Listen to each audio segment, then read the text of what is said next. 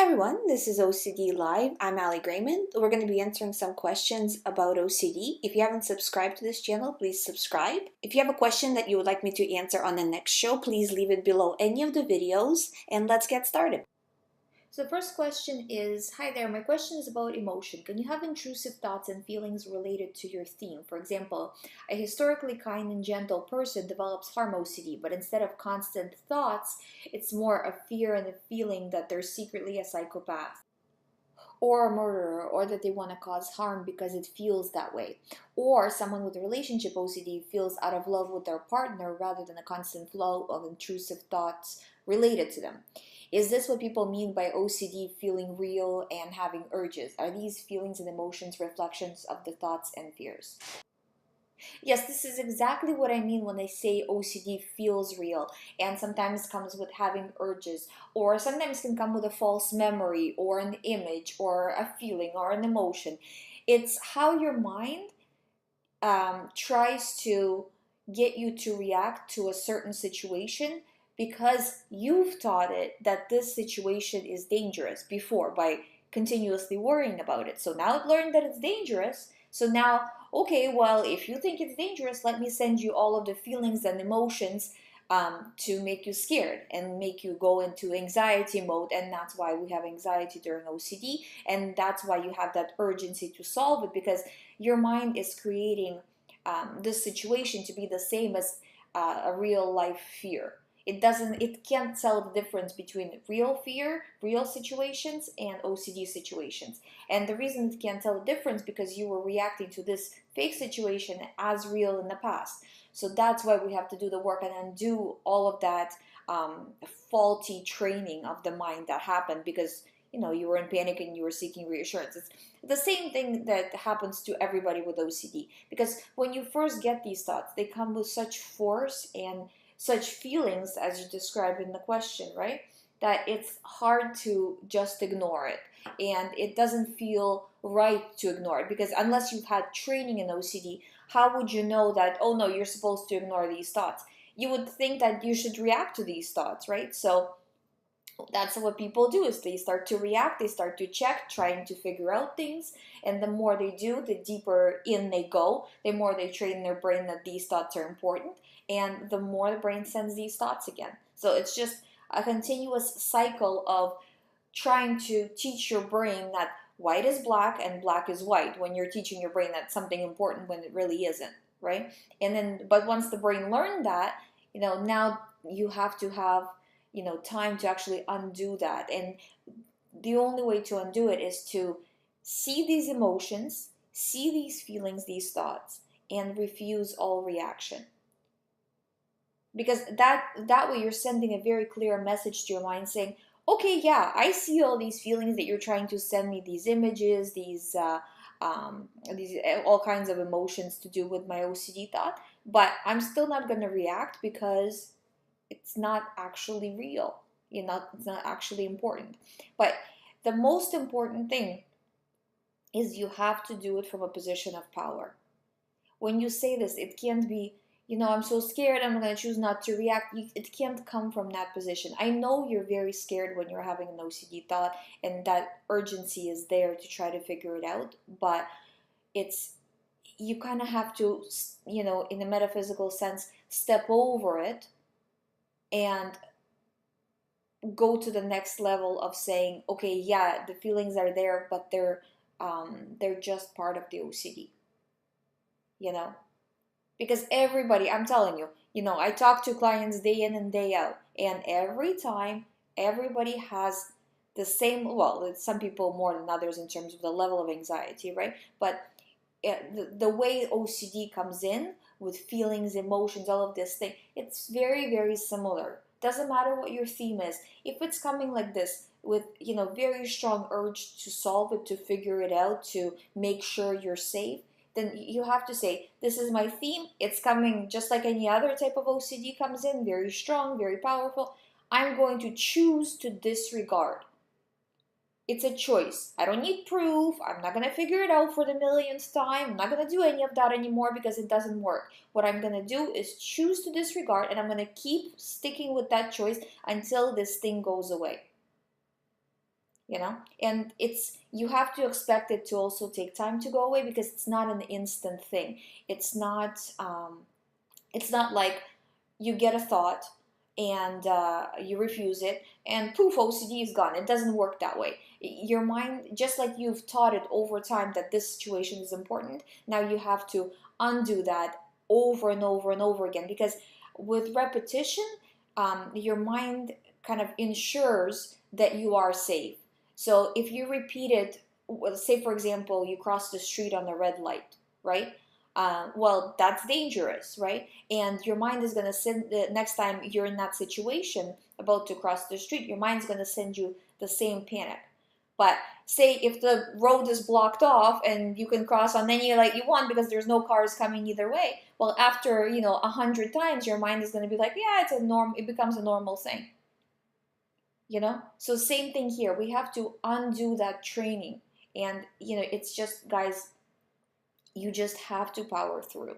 There is no other way. There is no easier way. You can't, I mean, you can take medication for it, but if you take medication and it actually works, which makes you in the 10% of people for whom it actually does work for anxiety and for OCD, because for most people it really doesn't, but say it does for you, it's still a band-aid. I mean, you stop taking it, you don't have any training. Your mind will go back to anxiety. You have to do the work, and I can tell you, it's not just my experience, because it's I've started this thing years and years ago, right?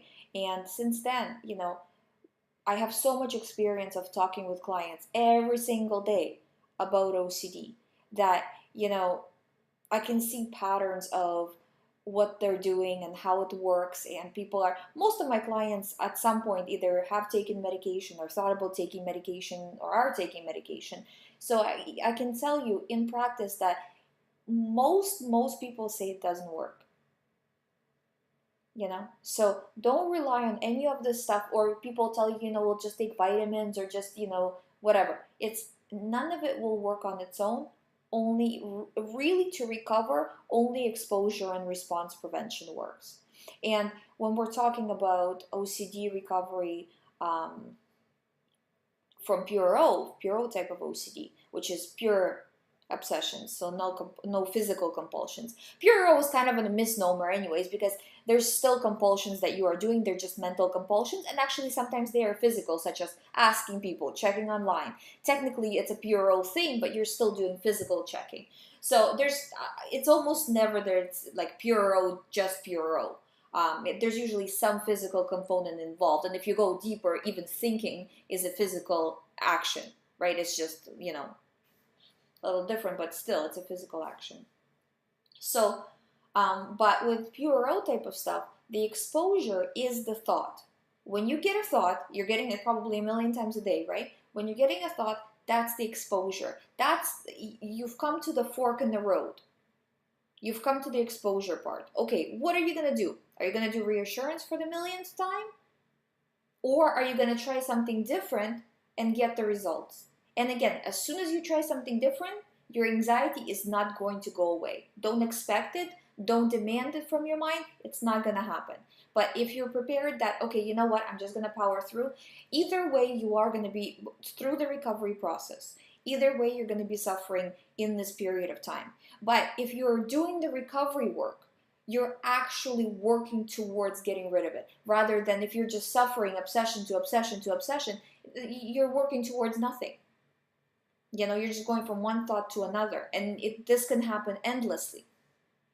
So it's very important to stay on track and just, if you have to do it moment to moment, hour to hour, it doesn't matter how slow you're going, as long as you're on that road. And there will be times when you kind of fall off and, you buy into what OCD is trying to sell you. But then you get back on the road and you say, no more, I'm putting my foot down, I'm not dealing with this any longer. This is my same thing. I've been dealing with this long enough. I'm not doing this any longer. I'm done with it. And having that determination to continue forward until you fully recover. So that, yeah, I can tell you that if what I'm saying right now, if you do this and take it seriously and do it not 100% of the time, that's too hard. I mean, you should strive for 100% of the time, but it's very, very difficult. So I would say maybe you have to be at least at 70% of the time doing the correct thing. So refusing, right? But 80, I would be, if you know, if you were my client, I would be happier obviously with like 80, 85%, you know. But even 70% of the time, if you're doing the correct thing, you're doing good, you know. But it's important to say that when you are taking your very first step on the road to recovery, you might be at, you know, 20% doing the right thing, you know, and that's okay as long as there's progress. So this week it was 20, next week it was 30. Because if you're not on doing anything towards your recovery, you're going to be just doing 100% reassurance, going from thought to thought to thought. So if you're just starting out, or you're just starting to take recovery seriously, and you see progress, okay, well, you know what, I've resisted quite a lot this week, you should be proud of yourself, you know, because it's something you wouldn't have done had you not tried. So just powering through, keeping going, being very very focused on the recovery, you know. And I can tell you, if you do this, you will recover, you know. That's all you have to do. Is the thought comes in, all these emotions, feels real, very scary for everybody who has OCD. For myself when I had OCD, for all my clients, for anybody who's you can see on online forums and whatever. Everybody feels really bad when they have OCD. It feels very real, it feels very scary, but you have to step over it and focus on the recovery. You do this, you will recover. Without medication, without all this other stuff, do this, you will recover. Anyways, I veered way away from the question, so let's go on to the next question. How far into recovery will I stop checking myself throughout the day to a certain if I feel normal or if I feel anxiety? Is this a compulsion? If so, how do I stop? Yes, this is a compulsion. You shouldn't be doing that at all. You will see, you know, if you're doing it once a week, kind of looking back at the week, well, how did I do? Or maybe at once a day at the end of the day, how did I do today? So you're learning from what you did wrong. Okay, well, you know, I got caught up. Well, what caused me to get caught up? Okay, there was a trigger. Triggers you can't prevent. But what did I do? Did I stay in the house, try to isolate myself? Yes, I did. Okay, so that's something I can work on next time I'm faced with a trigger. So you're analyzing it from the point, from a third point perspective, you know. So it like in a mindfulness way, not in first person perspective. I'm so scared kind of way, because that's bad.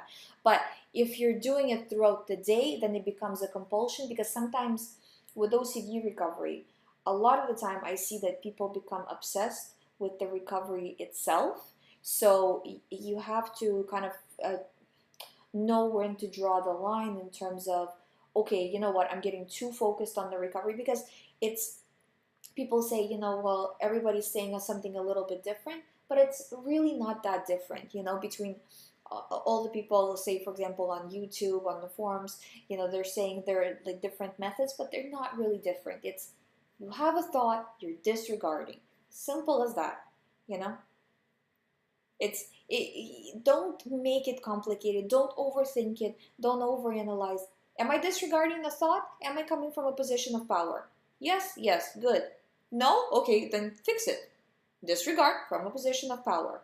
To make it easier on yourself, try to, you know, give your mind something else to think about. But again, not I'm running away from the thought, but more I'm in power. I make a choice. I'm choosing to focus on my real life, not on the OCD stuff, because I'm not dealing with that. And you notice when I'm saying it, how I'm saying it. It comes across very sarcastic, very kind of like you're annoyed with it, you're tired of it. That's how I want you to sound in your mind when you're talking to your OCD. You should be sick of it. You can swear at it if you want, you know, doing it that way. But don't keep checking how you're feeling, because it sounds like it's becoming a compulsion. Just pull back on it. And same thing, sometimes people say, you know, I am getting too engrossed in trying to figure out if I'm on the right track or not. The easiest way to do this, and it works 100% of the time, 100, there's no other, variation here. How did you do a week ago? Better or worse than the previous week? Right? So look, week to week, am I getting better or am I getting worse? Don't go day to day, because day to day kind of varies in terms of, one day something triggers you, it's a worse day, whatever. But over the course of, 7 days, how were you? Bad, good? If you were bad, you were doing the wrong thing. If you were better, it won't be perfect, but if you're better and you feel like the thoughts are switching faster, the anxiety is still high but not as high, that's good. That means you're doing the right thing, and you just need to do more of it. You don't need to change anything, just do more of it, So it's basically, and you will fall down from time to time. When you fall down, pick yourself back up. So next question is, Ali, thank you for all the help you have given me. Oh, you're very welcome. I listen to you daily. I have a couple more questions. I had a lot of anxiety problems as a small child, extreme weight loss, nervousness. That's actually very common for people with OCD to be nervous even as a kid, because it's that sensitivity. I think that's a big factor in getting OCD. A person who just doesn't care, they might get some other mental condition, but they won't, not very likely to get OCD, in my opinion. So the person writes, it went away as I grew into a young adult and then came back very badly a couple of years ago. Does this sound normal? Yeah, this is pretty much how OCD goes. If it does, how can we know it won't be coming and going for the rest of our life? The way you know is if you do full recovery. So what I was just explaining, right? It is also a learning process, right? And that's why recovery is the hardest, because in the beginning you're expected to be the strongest when you're the weakest, to understand the recovery process very well when you're just starting out. You have to understand what makes OCD come, what makes OCD go, why is it bad today, why did I feel worse, or why did I feel better? Because that way you're not surprised. And when you finish your recovery, you're going to be an expert on all of these things.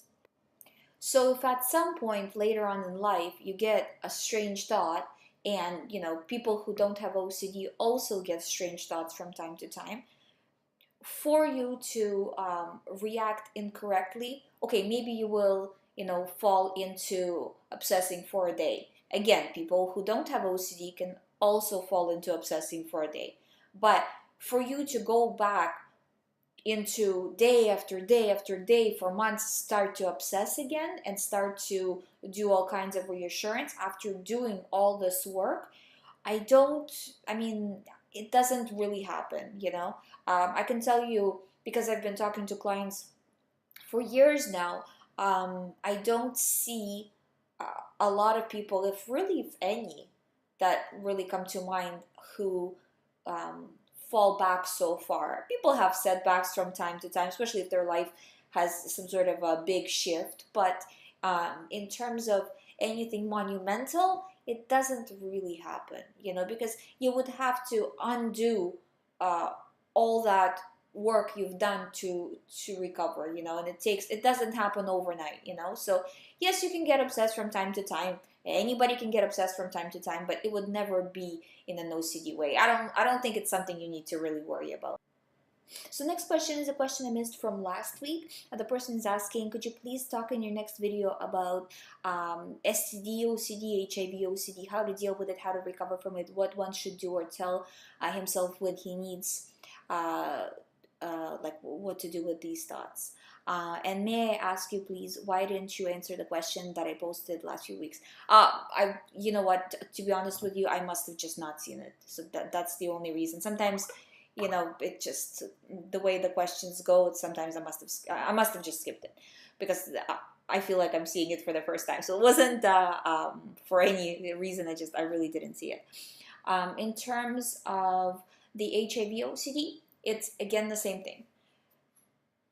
Your topic is STD, OCD, HIV, OCD, whatever, in whatever variation it comes in. This is your OCD theme. Anything to do with this theme, you're disregarding. You're not checking, you're not analyzing, you're not looking stuff online, looking stuff up, you're not getting tests done, you're not keeping any kind of record of, when was this test done, when was that test done. This kind of thing is also very common compulsion with HIV, OCD.